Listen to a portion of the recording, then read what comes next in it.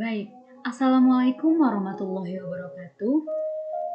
Perkenalkan, saya Fatima Todarfi, salah satu mahasiswa dari program studi Biologi UIN Mahmud Yunus Batu Sangkar dengan NIM 2230106010 dari kelas A.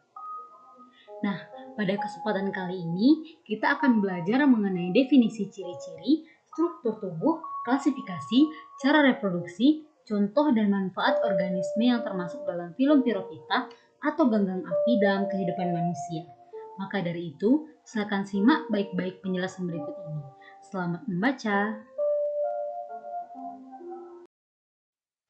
Baik, adapun pokok pembahasan yang akan kita bahas pada kesempatan kali ini adalah yang pertama, pengertian Piropita. Yang kedua, ciri-ciri dan struktur sel Piropita. Yang ketiga, klasifikasi Piropita. Yang keempat, cara reproduksi Piropita. Dan yang terakhir adalah contoh serta peranan Piropita dalam kehidupan. Baik, langsung saja kita masuk kepada materi yang pertama, yakni pengertian Piropita. Piropita, filum Piropita atau yang sering disebut dengan Dinoflagellata, merupakan organisme uniseluler yang mutil. Diberi nama seperti itu dikarenakan alat bantu gerak yang dimilikinya adalah berupa dua flagela cambuk yang dalam bahasa Latin disebut dengan dino atau putaran air. Dinoflagella terdapat 1100 jenis lainnya yang hidup pada air laut, meskipun pada beberapa jenis lainnya juga dapat hidup di air tawar.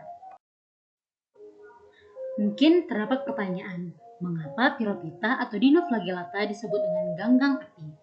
Hal ini dikarenakan ganggang api memiliki cangkang yang mengandung fosfor yang mampu memandarkan cahaya warna merah menyala ataupun cahaya hijau biru, layaknya api yang sangat indah, terutama pada saat kondisi gelap pada malam hari di dalam laut. Peristiwa perpindahan cahaya ini disebut dengan bioluminescence. Contohnya adalah pada Noctiluca sp dan Seratium sp. Timbulnya warna merah pada protista ini dikarenakan banyaknya kandungan karotenoid sehingga menampakkan sering berwarna emas, coklat ataupun merah daripada hijau biru. Piropita atau Dinoflagellata ini kebanyakan mengandung vakuola non-kontraktil, kloroplas, dan juga klorofil A dan C. Klorofil pada Piropita ini biasanya ditutupi oleh pigmen merah yang berguna untuk menangkap energi cahaya. Ketika air dalam keadaan hangat dan kaya nutrisi, maka populasi dari Piropita akan meledak dan menyebabkan peristiwa gelombang merah atau red tides. Karena memiliki klorofil, protista ini bersifat autotrof yang merupakan jenis dari fitoplankton yang umum dijumpai sebagai penghasil biomasa dan oksigen yang luar biasa. Dan pada beberapa jenis, Dinoflagellata ini hidup dengan bersimbiosis pada beberapa jenis karang, anemon laut, cacing pipih, dan kerang raksasa. Namun, pada beberapa jenis Dinoflagellata juga bersifat heterotrof dengan menelan materi organik dan sel hidup lainnya. Contohnya pada Protogoniaulax catenella. Baik, materi yang kedua, ciri-ciri dan struktur sel Piropita. Pada materi ini, terlebih dulu kita akan membahas ciri-ciri Piropita, lalu dilanjutkan kepada struktur tubuh Piropita. Piropita mempunyai 12 ciri-ciri. Yang pertama adalah uniselular atau bersel tunggal. Yang kedua, bersifat motil atau dapat bergerak. Yang ketiga, memiliki flagela, yakni bulu cambuk. Yang keempat, bersifat autotrof, mampu memasak makanannya sendiri karena memiliki klorofil yang memungkinkannya untuk melakukan fotosintesis. Yang kelima, memiliki dinding sel. Dinoflagellata mempunyai dinding sel nyata yang terdiri dari lempengan yang mengandung selulose, namun ada juga yang tidak mempunyai dinding sel seperti Gymnodium sp. Yang keenam, bersifat heterotrof, dengan menelan materi organik dan sel hidup lainnya. Contohnya pada Protogoniaulax catenella. Yang ketujuh, memiliki sel yang khas. Terdapat celah, alur, serta mengandung pigmen klorofil A dan C, dan pigmen karotenoid. Yang kedelapan, bersifat parasit.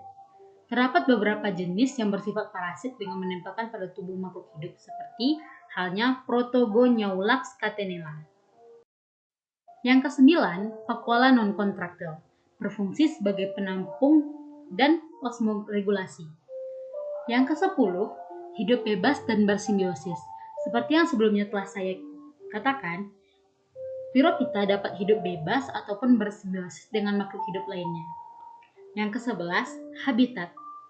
Habitat dari Piropita sendiri adalah air laut, namun pada beberapa jenis juga dapat hidup di air tawar. Dan yang terakhir adalah cangkangnya mengandung fosfor yang berfungsi sebagai pemandar cahaya di malam hari. Selanjutnya, struktur tubuh Piropita. Piropita memiliki struktur tubuh yaitu sebagai berikut. Dinoflagellata pada dasarnya adalah organisme motil uniseluler yang berflagel 2, berwarna coklat keemasan, serta termasuk pada protista fotosintetik. Meskipun warna dominan adalah coklat keemasan, namun ada yang berwarna hijau biru, merah, bahkan kuning. Beberapa di antaranya tidak motil. Sel umumnya ditutupi oleh mantel atau lempeng kaku yang terbuat dari selulosa yang tersusun artistik seperti pahatan. Susunan lempeng ini disebut dengan armor plate atau lempeng baju baja. Dinoflagellata memiliki dua celah atau alur, yaitu alur longitudinal, alur yang membujur, dan yang disebut juga dengan alur sulcus, serta alur melingkar atau melintang yang dikenal dengan sebagai cingulum, korset ataupun anulus. Dua flagella pada Dinoflagellata berbeda atau heterokon, yaitu flagel transversal dan flagel longitudinal. Flagel longitudinal lebih kecil dan halus serta mengarah ke posterior dan terletak pada sulcus. Sedangkan flagellata transversal terbentuk seperti pita dan terletak pada cingulum. Kedua flagel ini bergerak pada arah yang berbeda sehingga menghasilkan pusaran air di saat Dinoflagellata bergerak. Hal inilah kenapa Dinoflagellata dinamakan Dinoflagellata karena menghasilkan pusaran air saat pergerakannya. Nukleus berukuran besar dan dinamakan sebagai mesokarion oleh Dodds pada tahun 1966. Bagian kromosom tidak memiliki retna. Plastida atau kromatofor memiliki klorofil A dan C. Vesikula terletak di bagian bawah membran sel. Vakuola non-kontraktil yang disebut dengan pulus terletak di dasar flagella. Pulus ini berguna untuk mengapung di permukaan air dan osmoregulasi. Pada Dinoflagellata tidak ditemukan vakuola kontraktil. Baik, kita masuk kepada materi yang selanjutnya, klasifikasi Piropita. Setelah banyak diperdebatkan oleh para ahli botani, zoologi, dan paleologi, dikarenakan Dinoflagellata dapat dilihat baik secara hewan dan tanaman, maka skema klasifikasi mereka yang banyak diterima adalah bahwa semua Dinoflagellata adalah anggota protista, divisi Dinopita, dan kelas Dinopiceae. Setelahnya, Dinoflagellata dimasukkan ke dalam kelompok ganggang protista mirip tumbuhan, yaitu filum Piropita serta diklasifikasikan ke dalam banyak ordo, genus, dan spesies berdasarkan karakteristik perilaku makan, komposisi, plan, dan luar anatomi serta fisiologi keseluruhan. Baik, kita masuk kepada materi keempat, cara reproduksi Piropita.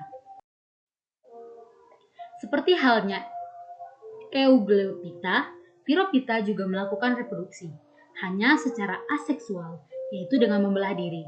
Tetapi pada beberapa jenis dapat menghasilkan kista atau stadium istirahat yang bersifat seksual. Kista tersebut kemudian akan berkecambah dan menghasilkan individu baru pada kondisi yang cocok. Dapat dilihat di layar contoh dari reproduksi aseksual dan seksual dari Piropita.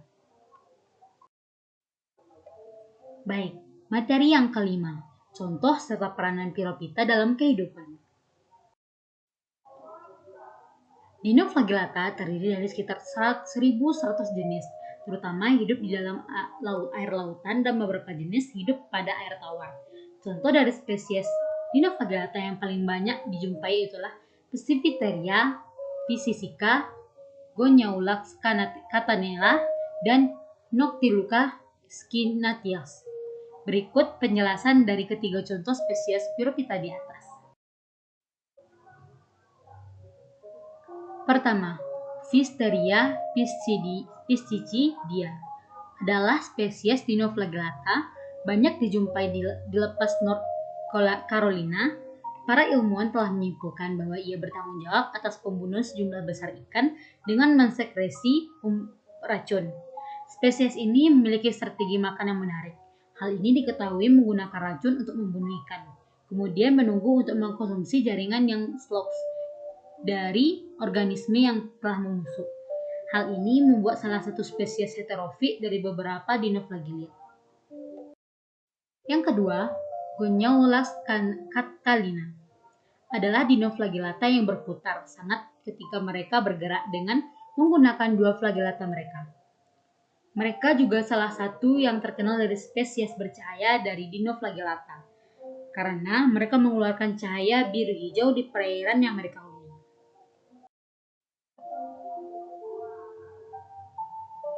Noctiluca scintillax adalah spesies Dinoflagellata heterofit yang memakan plankton yang ditemukan di muara dan daerah dangkal dari landasan kontinen. Spesies ini sering disebut sebagai kilauan laut karena menunjukkan bioluminesensi dan menjadi sangat terang ketika terganggu di dalam air. Peranan Piropita atau Dinoflagellata. Dinoflagellata sering menyebabkan suatu fenomena menarik di laut, yaitu dapat menghasilkan warna laut yang tiba-tiba memerah. Fenomena ini sering disebut dengan pasang gelombang merah atau red tides. Kondisi ini mengandung suatu racun yang dihasilkan Dinoflagellata tertentu yang dapat meracuni ikan, kerang, dan kadang-kadang manusia. Pasang merah beracun biasanya dapat terjadi setelah kepadatan populasi Dinoflagellata tertentu meningkat tajam atau blooming. Jenis Dinoflagellata yang dapat menghasilkan pasang merah beracun diantaranya adalah Gymnodium dan Protogoniaulax.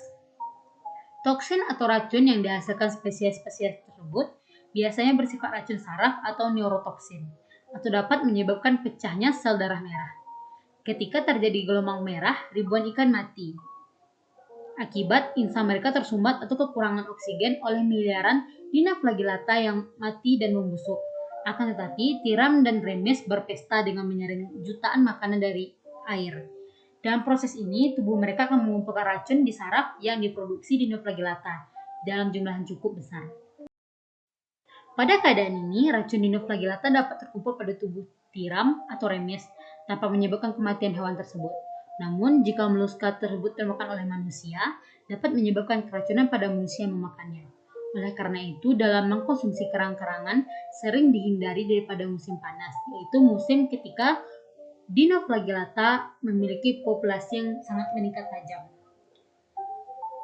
Pada keadaan ini, racun Dinoflagellata dapat terkumpul pada tubuh tiram atau remes tanpa menyebabkan kematian hewan tersebut.